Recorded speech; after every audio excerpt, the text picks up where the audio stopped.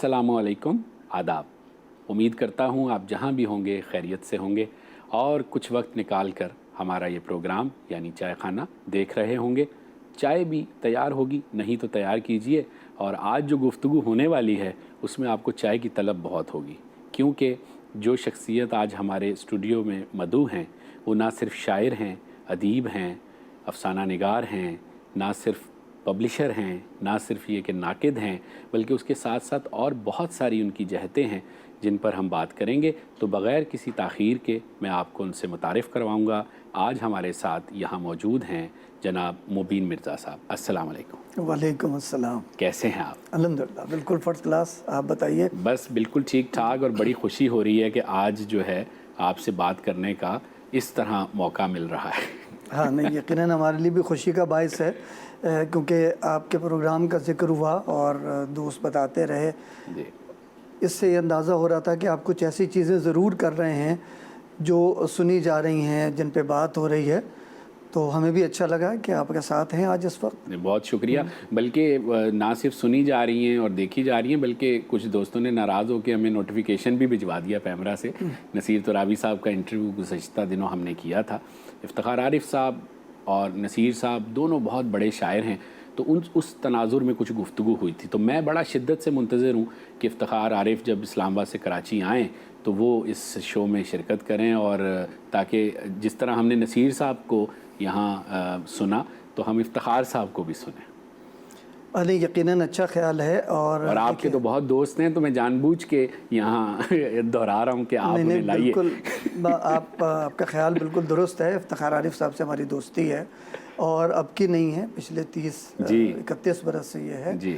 और ज़ाहिर है वो हमारे सीनियर्स में हैं, लेकिन उनसे एक मोहब्बत का और दोस्ती का रिश्ता है, और इसमें कोई शक नहीं कि वो हमारे अहद के उन लोगों में हैं जिनका इस अहद ने इस्तक़बाल किया, उनके काम का इस्तक़बाल किया, उनकी एक शनाख्त इस माशरे में इस दर्जे है कि जिसको एहतराम की निगाह से देखा जाता है। तो अब अगर नसीर तुराबी साहब ने या कोई भी शख्स अगर किसी से इख्तलाफ करता है, कोई दूसरी राय आती है, तो उस पर दूसरे शख्स का क्या रद्द अमल है, या वो किस ज़ाविये से उन चीज़ों को देखता है या बयान कर सकता है, तो हमारा ख्याल है कि इफ्तिखार आरिफ साहब से आप ज़रूर रब्ता कीजिए, उन्हें आना चाहिए। बिल्कुल, हम और वो बात करें। बिल्कुल, हम तो खैर खा है ना, इसलिए ज़िक्र किया। खैर, तो आज आपसे गुफ्तगू हमने बहुत सारी करनी है, लेकिन एक दो बातें शुरू में मैं चाहता हूँ कि आपसे पूछी जाएँ।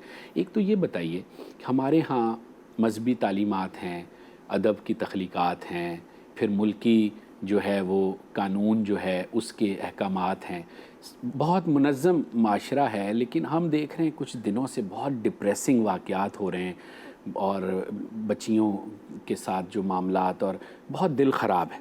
तो क्या मुबीन साहब, हम क्या बतौर इंसान, बतौर अदीब, बतौर क्या हो रहा है, आप एक अदीब कैसे देख रहा है, मैं ये जानना चाहता हूँ इस वक्त। देखिए, सच्ची बात यह है कि जो कुछ इस वक्त हमारे माशरे में हो रहा है वो बेहद तकलीफ़ देह है।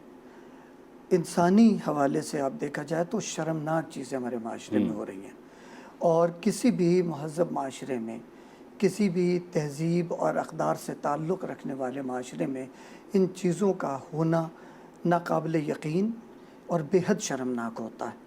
लेकिन ऐसा क्यों हो रहा है जी? इसका सबब यह है कि पहली बात तो ये है कि हमारे यहाँ माशरे में वो जो कानून की अमलदारी है वो बिल्कुल नहीं है। बिल्कुल ठीक। उससे ये साबित हो रहा है कि वो जो इंसानी फितरत की बाबत कहा जाता है कि इंसान के अंदर खैर और शर तो बेशक दोनों हैं, लेकिन उसकी खैर की सलाहियतों को उजागर करने के लिए कानून और कानून की क़ुव्वत नाफिज़ा, सही, वो जो कानून की ताकत है वो भी उसकी खैर की सलाहियतों को उजागर करती है। इसका मतलब ये है कि वो जो आदमी के अंदर शर होता है जी, वो ज़ाहिर होने के बहुत से मौक़े पैदा होते हैं, लेकिन कानून का खौफ, कानून की क़ुव्वत, कानून की अमलदारी उन इम्कानात को कम करती है, रोकती है। लेकिन हमारे यहाँ ऐसा नहीं हो पा रहा, एक बात। दूसरी बात ये हो गई है कि हमारे यहाँ जो मीडिया काम कर रहा है, देखिए हमें अब इस तरह की बातों को बिला तकल्लुफ़ और बिला तामुल कहना चाहिए, और हमारे यहाँ इन पर गुफ्तगू होनी चाहिए कि मीडिया का किरदार भी हमारे माशरे में कोई बहुत ज़िम्मेदाराना किरदार नहीं है। और सोशल मीडिया का आलम तो अब ये है मादर पिदर आज़ाद। हाँ, आप उसके बाबत तो कोई चीज़ ऐसी नहीं सोच सकते जिसमें ये लगता हो कि यहाँ जिम्मेदारी का और किसी शऊर का इजहार किया। लेकिन आप ये देखिए कि वही सोशल मीडिया प्रेशर भी बिल्ड करता है इन मुक़द्दरा क़ुव्वतों के लिए। ये ठीक बात है, लेकिन वो प्रेशर कितना सस्टेनेबल है। देखिए ना, एक चीज़ ज़ाहिर होती है लेकिन अपने किसी नतीजे तक पहुंचने से पहले वो चीज़ ख़त्म भी हो जाती है, कोई दूसरी चीज़ अटेंशन डाइवर्ट करती है। अब मसला फिर ये होता है कि जब एक चीज़ की क्रेडिबिलिटी बार बार क्वेश्चन हो रही हो, उस पर बार बार सवाल उठाया जा रहा हो, तो फिर उसका प्रेशर भी बहुत देर तक बरकरार नहीं रहता। हमारे यहाँ इलेक्ट्रॉनिक मीडिया को, खुसूसन टीवी को, टीवी शोज़ को, टीवी एंकर्स को, आपके शोबे के लोगों को, आपकी बरादरी को ज़्यादा बाशऊर किरदार अदा करना पड़ेगा और ये बताना पड़ेगा कि माशरे के ये चंद फ़ीसद लोग हैं जो सियासत में करप्शन करते हैं, जो माशरे में इंतशार फैलाते हैं, जो माशरे में इंसानी कदरों की पामाली का ज़रिया बनते हैं, जो इंसानी हवाले से हमारे लिए शर्म और ज़िल्लत की बातें हमारे माशरे में न सिर्फ फैलाते हैं बल्कि पूरी दुनिया में हमारे इमेज को डिस्ट्रॉय करते हैं। और इनको हाईलाइट करना इनको फोकस किया जाना चाहिए और इनके बारे में बताया जाना चाहिए कि हमारे माशरे में जो खैर की कदरें हैं, वो लोग जो हमारे माशरे में अच्छी बातें कर सकते हैं और करते हैं, उनके असर व रसूख का दायरा क्यों सिमट रहा है? इसलिए कि मीडिया उसमें उनके कुव्वत बन के शामिल नहीं हो रहा। बिल्कुल ठीक। और ये मनफी बातें हमारे यहाँ फैल रही हैं, ज़्यादा फैल रही हैं, और चूँकि कानून इस तरह की सूरत हाल पर कमज़ोरी ज़ाहिर करता है, हमारा अदालती निज़ाम इन सारी चीज़ों को उस तरह हैंडल नहीं कर रहा क्योंकि मुकदमात की नौयत बहुत ज़्यादा है, वक्त पर फैसले उस तरह नहीं हो पा रहे हैं। इतनी बहुत सारी चीज़ों में अब हमें ये करना पड़ेगा कि अपनी अपनी जगह हम अपना अपना किरदार अदा करने की कोशिश करें और हम इन लोगों को न सिर्फ कंडेम करें बल्कि इनको एक्सपोज करने में हमें जितने ज़राए बरूए कार आ सकते हैं उनमें अपना हिस्सा डालना चाहिए। बिल्कुल। लेकिन मीडिया भी क्या करे? आपको याद होगा शाहजेब खानज़ादा हमारे एक पेटी भाई हैं और बड़े अच्छे एंकर हैं, मेरे दोस्त भी रहे हैं, एक ज़माने में हमने एक ही इदारे में काम किया।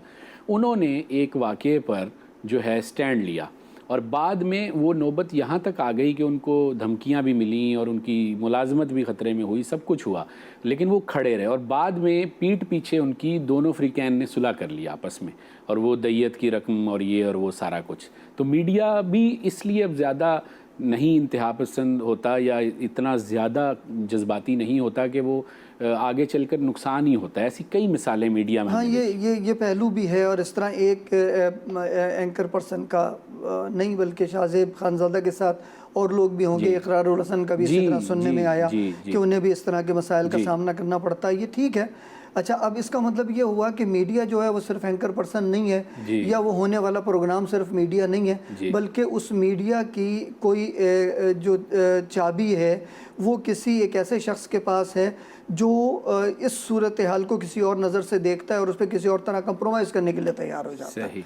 तो इसका मतलब ये है कि एंकर को और मीडिया से वाबस्ता लोगों को अपनी क़ुव्वत को वहाँ तक लाना पड़ेगा जहाँ पे ऐसे लोगों को मौका परस्ती का इजहार करने की इतनी आसानी से जुर्रत ना हो। बिल्कुल ठीक। बस वो दिल चूँकि ज़रा सा ख़राब था तो आपसे इस तरह की बात से मैंने आगाज़ किया। हाँ, नहीं ज़रूर। हमें एक अदीब के तौर पर या एक एंकर के तौर पर, हम जिस माशरे में ज़िंदा रहते हैं, अदीब उससे लाताल्लुक़ नहीं हो सकता। जंगल में बैठ के अदब तख्लीक नहीं होता। हम जिस माशरे में ज़िंदा रहते हैं उसकी सूरत हाल की बाबत हम सोचते भी हैं, हमें सोचना भी चाहिए, उसके सवालों से हमें दो चार भी होना चाहिए, उन पर बात भी करनी चाहिए। बिल्कुल सही, बिल्कुल सही। ये चाय हमने आपके लिए मंगाई चूँकि आज ज़रा हमें मौका मिल गया, हम थोड़ा देर से ऑन एयर आए तो हमने कहा चलें जब तक चाय बनवाते हैं, तो चाय पीजिए। और मुझे ये बताइए कि सादत हसन मंटो मेरे बड़े पसंदीदा अदीब रहे हैं और अभी भी हैं। मैं जब उनकी कहानियाँ पढ़ता हूँ और आज के हालात देखता हूँ तो मुझे लगता है कि वो किरदार घूम फिर रहे हैं, कुछ बदला नहीं है। आपको लगता है ऐसा? देखिए, ये वैसे तो एक दिलचस्प सवाल है कि वो माशरा जो मंटो का माशरा था, कोई 6 दहाई 7 दहाई 8 दहाई 9 दहाई पहले का माशरा, यानी कोई 70 80 90 बरस पीछे चले जाएं, उस माशरे में लिखने वाले एक अदीब की रेलेवेंस आज के माशरे से भी कायम है, उसका रिश्ता आने वाले ज़माने से भी जुड़ा हुआ है। लेकिन इसके साथ साथ ये बेहद अफसोसनाक बात भी है कि हमारे माशरे ने अपने अदब से, अपनी तहज़ीब से, اور اپنے ادیبوں سے جنہوں نے سوال اٹھائے، جنہوں نے بات کی، ان سے کچھ سیکھا نہیں ہے۔ معاشرے میں اگر یہ کردار ہمارے ہاں آج بھی موجود ہیں تو یہ بڑے افسوس کی بات اس لیے ہے کہ ہمارے معاشرے نے منٹو کے دکھائے ہوئے کرداروں اور منٹو کے اٹھائے ہوئے سوالوں کی بابت سوچا نہیں ہے۔ اگر سوچتا تو معاشرے میں کسی نہ کسی تبدیلی کو ظاہر ہونا چاہیے تھا۔ تو مطلب اس کا مطلب یہ ہوا کہ ہمارے معاشرے میں ادب جو ہے یہ اثر نہیں رکھتا اپنا؟ نہیں، پہلی بات تو ہمیں اس زاویے سے دیکھنے کے لیے ایک اور سوچنی چاہیے، وہ یہ کہ دیکھیے کسی بھی معاشرے میں ادب کوئی براہ راست کردار ادا نہیں کرتا۔ اچھا، وہ کیوں نہیں کرتا؟ اس لیے کہ براہ راست کردار ادا کرنے کی جو صلاحیت یا اختیار ہے وہ اہل اقتدار کے پاس ہوتا ہے، اہل سیاست کے پاس ہوتا ہے۔ ٹھیک ہے۔ سیاسی مقتدرہ ٹھیک ہے، چونکہ ایک قوت کی حامل ہوتی ہے، ان کے پاس ایسے ادارے ہوتے ہیں جو ان کے کردار کا دائرہ بھی بڑھاتے ہیں اور اس کے اثر کی صورتحال بھی پیدا کرتے ہیں۔ ادیب کے پاس ایسا کوئی ادارہ نہیں ہوتا۔ بالکل۔ تو ادب کا اثر براہ راست معاشروں پر نہیں پڑتا، لیکن ادب انسانی فطرت پر اثر انداز ہوتا ہے، انسانی سوچ پر اثر انداز ہوتا ہے، انسانی مزاج کی تشکیل میں کردار ادا کرتا ہے۔ تو یہ براہ راست کردار نہ ہونے کے باوجود ادب کا معاشرے میں جو ایک کردار ہوتا ہے، ہمارے ہاں اگر آج وہ کردار بھی نظر نہیں آ رہا تو اس کا مطلب یہ ہے کہ ہمارے ہاں ادب پڑھا نہیں جا رہا، اور جو پڑھنے والے لوگ ہیں ان کی تعداد اس قدر کم ہو گئی ہے کہ وہ معاشرے میں کسی مؤثر رویے کا اظہار نہیں کر پا رہے۔ لیکن مرزا صاحب، اردو کی عالمی کانفرنس ہو یا آکسفورڈ کا انگریزی فیسٹیول ہو یا ایکسپو میں لگنے والا کتب میلہ ہو، کروڑوں کی کتاب خریدی جا رہی ہے، لاکھوں کی تعداد میں لوگ شریک ہو رہے ہیں، اور ان لوگوں کا کہنا ہے کہ بہت ادب فروغ کر رہا ہے۔ ہاں، یقیناً یہ جو آپ نے ایک پیرلل صورتحال جو ہمارے یہاں چل رہی ہے اس کی طرف جو اشارہ کیا، دیکھیے اس میں تو کوئی شک نہیں کہ وہ سب بھی ہو رہا ہے، یہ سب ہو رہا ہے، یہ بھی ٹھیک ہے۔ اچھا، اور یہ ایک اعتبار سے خوش آئند ہے کہ اگر یہ ہو رہا ہے تو معاشرے پر اس کا کچھ نہ کچھ اثر بھی ہو رہا ہو۔ صحیح۔ اور اگر فرض کر لیے کہ خدا نہ خواستہ یہ سب بھی نہ ہو تو معاشرے میں اندھیرا کس قدر بڑھ جائے گا، اخلاقی قدروں کا فقدان کس درجہ ہوگا، اور جمالیاتی احساس کی تخفیف کس درجے ہو چکی ہوگی۔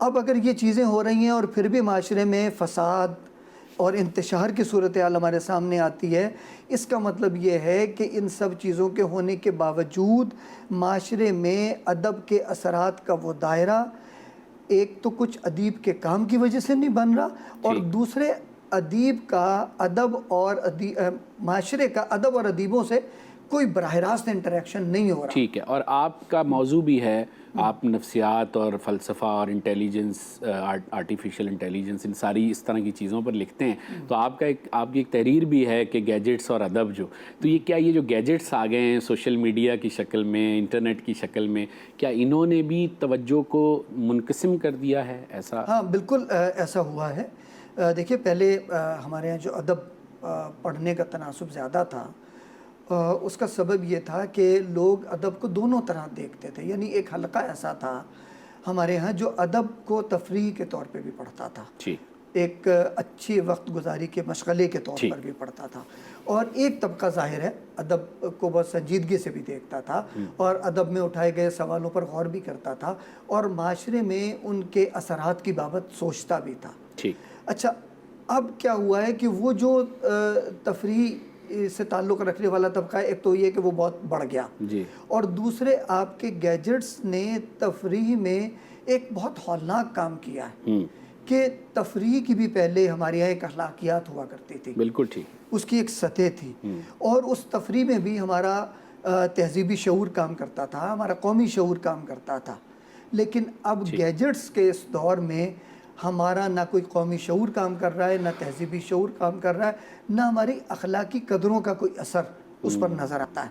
تو اس کا نتیجہ یہ ہے کہ یہ جو گیجٹس کا زمانہ ہے، اس میں ادب پڑھنے کے لوگ جو ہیں ان کا تناسب نہ صرف کم ہوا، بلکہ جو لوگ پڑھ بھی رہے ہیں ان کا دائرہ سمٹتے ہوئے ایک بہت غیر مؤثر اقلیت میں تبدیل ہو گیا۔ بالکل ٹھیک، بہت کم لوگوں کی حد تک رہ گیا، اور ان میں بھی بہت کم لوگ ایسے ہیں جو سنجیدہ سوالوں کی بابت نہ صرف سوچتے ہیں بلکہ بات بھی کرتے ہیں، یہ معاشرے میں بات کرنا چاہتے ہیں۔ بالکل ٹھیک، بالکل ٹھیک۔ میں معذرت چاہتا ہوں، میں نے آپ کو چائے نہیں پینے دی اور اتنے سوال ایک یکے بعد دیگرے پوچھ لیے۔ آپ کی چائے بلکہ ہم تازہ اور بنواتے ہیں اور ایک چھوٹا سا وقفہ جب تک لیتے ہیں اور اس کے بعد واپس آتے ہیں۔ ناظرین ہمارے ساتھ رہیے گا، بہت دلچسپ گفتگو ہو رہی ہے۔ مبین مرزا صاحب بہت کمال گفتگو کرتے ہیں، میں تو مداح ہوں ان کی گفتگو کا اور خیالات کا۔ واپس آتے ہیں اور پھر یہیں سے گفتگو کے سلسلے کو جوڑتے ہیں۔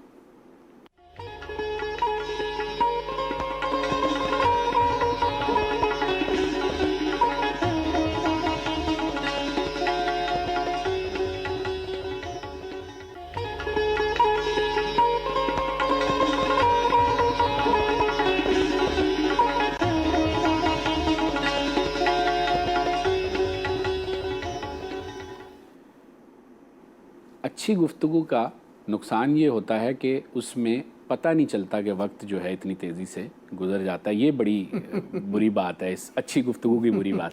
تو آپ اتنی مزیدار گفتگو کر رہے ہیں، لیکن میں یہ چاہتا ہوں کہ میرے دیکھنے والے بھی اور میں خود بھی کچھ آپ کے تخلیقی سفر کے بارے میں جانیں۔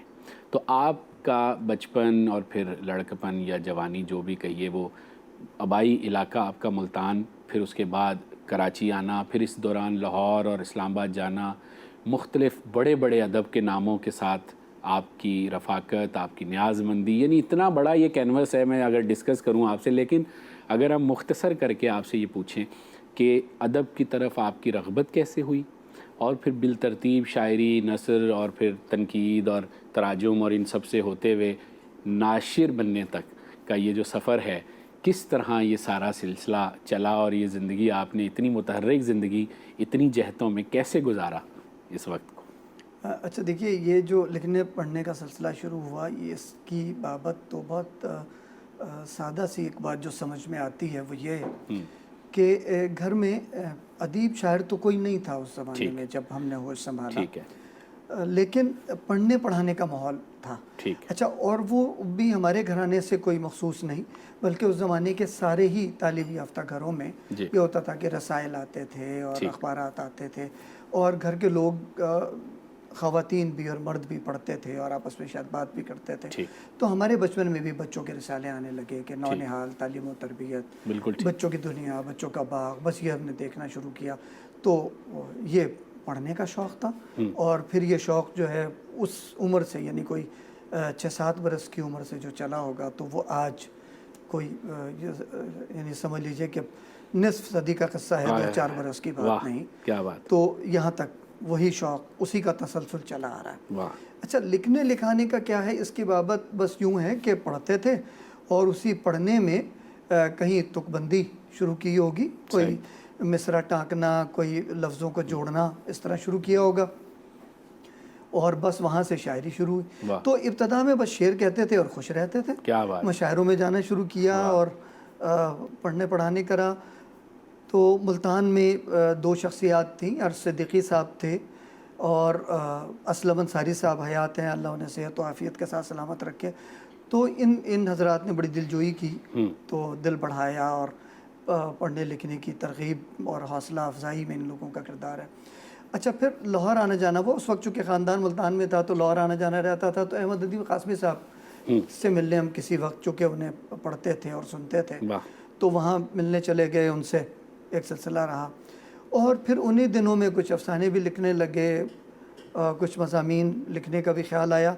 تو ہمیں یاد ہے کہ شاعری جو تھی وہ سب سے پہلے ہم نے اوراق میں بھیجی، جو وزیر آغا صاحب ایڈٹ کرتے تھے، اور ایک افسانہ بھیجا، کیا بات، جو اوراق میں سب سے پہلے چھپا۔ واہ! اچھا، آپ کی محبت اور نیازمندی قاسمی صاحب سے تھی اور چیز پہلی بھیجا یہاں پہ، جی بالکل اس طرح سے ہوا۔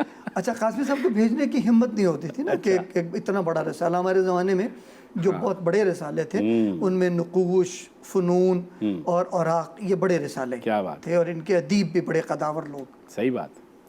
تو خیر، اس کے بعد ہم نے 2 غزلیں اور ایک مضمون جو ہے وہ قاسمی صاحب کو بھیجا، اور قاسمی صاحب کا عام طور پر جواب، اس سے پہلے بھی خط کتابت رہتی تھی اور جواب بھی آتا تھا، لیکن اب کی جواب میں تاخیر ہو گئی۔ اچھا۔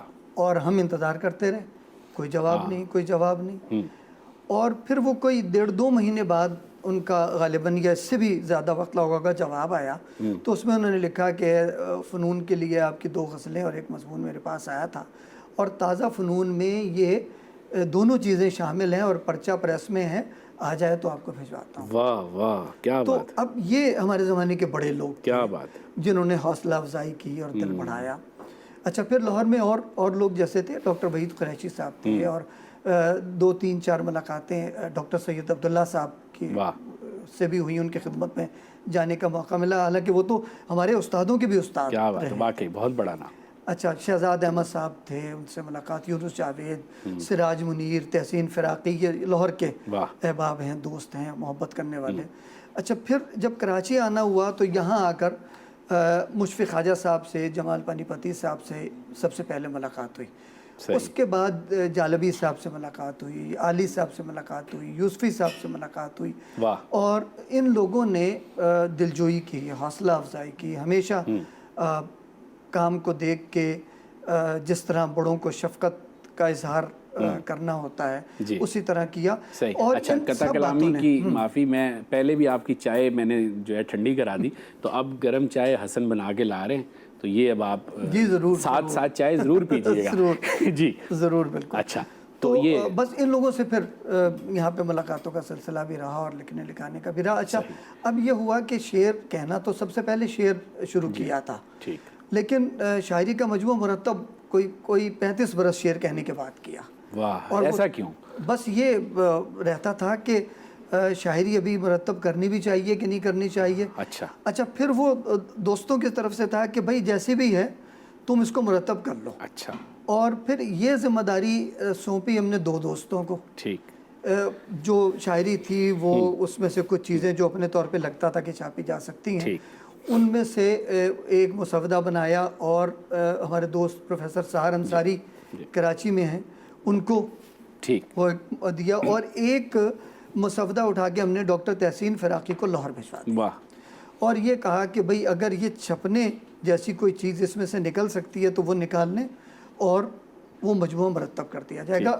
اب جو تابانی جو مجموعہ چھپا، یہ بلکہ میرے سامنے رکھا ہوا ہے، اور میں یہ دکھانا بھی چاہوں گا اپنے ناظرین کو کہ یہ کیا شاندار مجموعہ، اور اس کا یہ ٹائٹل تو یہ آپ دیکھ سکتے ہیں، بہت ہی حسین۔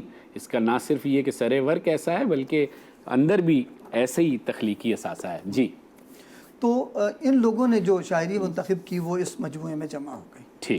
اچھا، اس کے علاوہ افسانوں کے 2 مجموعے ہمارے شائع ہوئے ہیں، ایک خوف کے آسمان تلے، اور یہ دوسرا مجموعہ ہے زمینے اور زمانے۔ یہ 2015 میں شائع ہوا۔ تو یہ اچھا، اس کے علاوہ تنقید کی یہ کتاب، حالانکہ تنقید کا اور کام بھی ہے اور جو چیزیں مرتب ہو سکتی ہیں، تو وہ ایک مجموعہ منٹو پر آیا ہے۔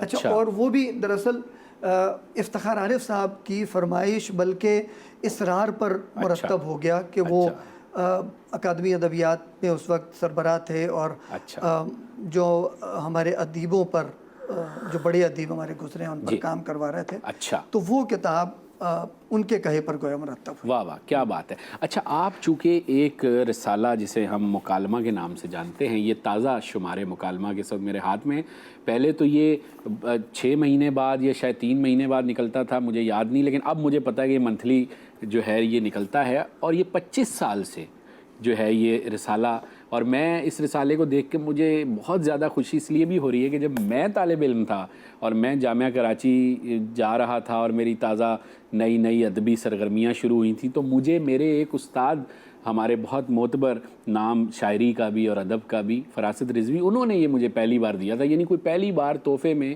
ادبی رسالہ جو ملا وہ مکالمہ تھا۔ تو یہ اس سے تو میری ذاتی یادیں بھی وابستہ ہیں۔ تو یہ سلسلہ کیسے شروع کیا آپ نے بطور مدیر؟ بس وہ یوں ہوا کہ یہ کوئی 95-96 کی بات ہے کہ ہم لوگ اکٹھے ہوا کرتے تھے کچھ دوست۔ اچھا، اس زمانے میں ہمارے ہاں یہ کلچر موجود تھا کہ ادیب شاعر جو ہے وہ اسی طرح جیسے آپ کا یہ چائے خانہ ہے، اس چائے خانے میں اکٹھے ہو جاتے تھے، اور چائے کی پیالی پر وہ 2 گھنٹے گزارتے تھے اور فیصلے کرتے تھے، بڑی باتیں، اپنے زمانے کے بڑے مسائل پہ بات کرتے تھے، ادب پہ بات کرتے تھے، کتابوں پہ بات کرتے تھے، معاشرے کی صورتحال پہ بات کرتے تھے۔ تو ان دنوں میں ہم لوگوں کو یہ محسوس ہوتا تھا، جو دوست اکٹھے ہوتے تھے، ان میں قیصر عالم صاحب تھے، आसिफ फर्रुखी थे, वाह वाह, और ताहिर मसूद थे, फिरासत रिजवी थे, क्या बात, और हमारे सीनियर दोस्तों में जमाल पानीपती साहब थे, असद मोहम्मद खान साहब वाह आते हैं। वाह, तो हम लोग बैठ के आपस में जब गुफ्तगू करते तो ये बात परेशान कर रही थी कि हमारे यहाँ अब लोग आपस में मुकालमा नहीं करते। ठीक, वो जो एक सोचने का इज्तिमाई अमल होता था, जी, माशरे में इनफरादी सतह पर भी सोचा जाता है, और ज़िंदा माशरों की एक निशानी में जो बड़ी निशानी है, बड़ी निशानियों में से एक निशानी ये है कि माशरे में इज्तिमाई सोच भी आपको नज़र आती है। ठीक, और ये सोच जो है आपके अदीब, आपके शायर, आपके बेदार जहन साफ़ी, जी, ये माशरे में एक इज्तिमाई सोच में किरदार अदा करते किरदार, हैं। बिल्कुल ठीक, तो बस उस वक्त ये सोचा कि मुकालमा रुक गया है हमारे यहाँ, इसकी क्या सूरत बनाई जाए कि एक मुकालमा हो और जो मासिर सवालात हैं, जो मासिर सूरत हाल है, जो असरी मंजरनामा है सियासत का, अदब का, तहजीब का, माशरे का, अपने अखलाकी सूरत हाल और रवैयों का, उसको देखा जाए, उसके बारे में बात की जाए, और हमारा अदब उन चीज़ों को कैसे देख रहा है और कैसे पेश कर रहा है, इसको अदब के प्लेटफॉर्म पे जो है वाह, वो देखना समझना चाहिए। क्या बात, तो ये मुकालमा के दरअसल शाये होने का मकसद पीछे ये था मंशा, वाह, और इसके तहत मुकालमा मुरतब होने लगा। अच्छा, पहला पर्चा तो जाहिर है जज्बात में मुरतब हुआ तो वो तो आ गया 2-4-5 महीने में, और उस वक्त इस तरह के ख्याल का इजहार भी किया गया कि ये हर 3 महीने बाद आ जाए। ठीक है, वो 3 महीने बाद तो क्या, फिर वो 6-8 महीने में, साल में एक पर्चा आने लगा। अच्छा, लेकिन अब पिछले 2-2.5 बरस से हमने ये किया कि पर्चे को रेगुलर कर दिया, और हमें ये महसूस होता है कि ज़ख़ीम पर्चा मुरतब करने से बेहतर है कि हर महीने एक पर्चा शाये हो, और जो ताज़ा सूरत हाल है, जो इस वक्त के जो मसाइल हैं, उनको फौरी तौर पर सामने लाया जाए, उन पर बात की। लेकिन हमारे अदब के दोस्तों का, अक्सरियत का ये ख्याल है कि ये अब सफ़ेद हाथी जो है साबित होता है, और इसको पालना, अदबी रिसाला चूँकि बिकता नहीं है, तो ये मैनेज हो जाता है ये वाला पहलू। देखिए, अगर किसी के जहन में ये है कि अदब किसी कारोबार के तौर पे इख्तियार किया जा सकता है, तो ऐसा मुमकिन नहीं है, किसी भी अदबी रिसाले के लिए ऐसा मुमकिन नहीं है। अलबत्ता अगर आप ये समझते हैं कि अदब के ज़रिए कुछ काम किया जा सकता है और उसमें आपका कुछ अपना हिस्सा भी थोड़ा बहुत हो, और कुछ पर्चा थोड़ा सा अपनी एक सस्टेनेबल सूरत हाल बना ले, तो उसमें हम अगर काम करके देखें, तो मुकालमा के साथ एक बात जो रिकॉर्ड पर बहुत ईमानदारी से कही जानी चाहिए, वो ये है कि मुकालमा के ख़रीदार भी हैं। अच्छा, और बाकायदा सालाना ख़रीदारी मुकालमा की होती है, लोग ख़रीद के पर्चा पढ़ते हैं। वाह, ये बड़ी उम्दा बात। अच्छा, और इसमें हमें ज़रूर कुछ थोड़ा बहुत तो कंट्रीब्यूट करना पड़ता है, लेकिन वो ऐसा नहीं है जिसकी बाबत ये कहा जाए कि नहीं यार, पर्चा निकालना मसला बन गया है। अच्छा, या ये कि हम माशरे में कोई बहुत ही बड़ा काम करने की, और जैसे सैलानी या ईदी साहब की तरह कोई बहुत ही बड़ा सेक्रीफाइस कर रहे हैं, आप यकीन जानिए ऐसा नहीं है। पर्चा खुद अपने पढ़ने वालों तक पहुंच भी रहा है, और अपने फिनेंसेस पैदा करने में पर्चे का अपना एक हिस्सा है। क्या बात है। ये बड़ी उम्मीद की किरण मुझे आपकी गुफ्तगू में ये मिली कि अभी मामलात इतने ख़राब नहीं हुए। नहीं, इतने नहीं है। लेकिन ये है कि जी अब मैं सोच रहा हूँ कि अब मेरे पास 1-1.5 मिनट है, आपसे इजाज़त लेनी है। आपके तराजुम का पहलू, आपकी इशात जो आप करते हैं, अकादमी बाज़ियाफ़्त जो आपका इदारा है, उसकी पूरी एक गुफ्तगू और दीगर बहुत सारे पहलुओं से आपसे बात करना जो है ये तशनीकी बरकरार रहेगी। और आप वादा करें कि फिर अगले कुछ अरसे बाद आपको जब हम दोबारा मदऊ करें तो आप आएँ और इन पहलुओं पर भी फिर गुफ्तगू करें। जी ज़रूर, ऐसा रहेगा। और जब भी ऐसी कोई सूरत बनेगी तो इंशाअल्लाह फिर बैठेंगे, गपशप करेंगे। और असल मकसद तो देखिए गुफ्तगू करना है, और जब हम एक सिनेरियो में होते हैं तो हमारे कुछ सवालात होते हैं, कुछ बातें होती हैं, उसके कुछ तकाज़े होते हैं, और कुछ अरसे बाद अगर ऐसी कुछ सूरत फिर पैदा होती है तो फिर देखा जाना चाहिए। लेकिन अगर आपके प्रोग्राम में और लोग भी आ रहे हैं तो समझ लीजिए कि कोई भी अदीब आ रहा है वो अपने दूसरे अदीब शायर दोस्तों की नुमाइंदगी कर रहा है। बिल्कुल तो यहाँ पर ज़रूरी नहीं कि मुबीन मिर्ज़ा बैठे हों, यहाँ पे कोई भी बैठा होगा तो वो मुबीन मिर्ज़ा की मुकालमा की नुमाइंदगी कर रहा होगा। वाह, क्या बात है, क्या बात है। बहुत शुक्रिया सर, और बहुत शुक्रिया इसलिए भी कि आप इस माशरे में تخلیق اور ادب اور ان سارے اچھے اچھے خیالات کی وجہ سے ایک مثبت خیالی کو فروغ دے رہے ہیں. ہمارے سماج کو، معاشرے کو آپ جیسے لوگوں کی ضرورت ہے، اور میں سمجھتا ہوں کہ معاشرے کی طرف سے میں آپ کا شکریہ ادا کروں گا، سماج کی طرف سے، کہ اس کام کو آپ اسی طرح جاری رکھیں. بہت شکریہ آپ ہمارے پروگرام میں تشریف لائے، اور ناظرین آپ کا بھی بہت شکریہ کہ آپ وقت نکال کر اس طرح کے سنجیدہ نوعیت کے پروگراموں کو بھی دیکھتے ہیں، اور جو ہمارے مشاہیر آتے ہیں ان کی عزت افزائی میں اضافہ کرتے ہیں، ہمیں توجہ دیتے ہیں اور ہمارے اس سلسلے کو پسند کرتے ہیں. اب مجھے آپ سے چاہیے اجازت، اس امید کے ساتھ کہ اگلے پروگرام میں پھر ایک اچھے سے مکالمے کے ساتھ، ایک اچھی سی ایسی مہمان شخصیت کے ساتھ دوبارہ حاضر ہوں گے. اپنا بہت خیال رکھیے گا. خدا حافظ.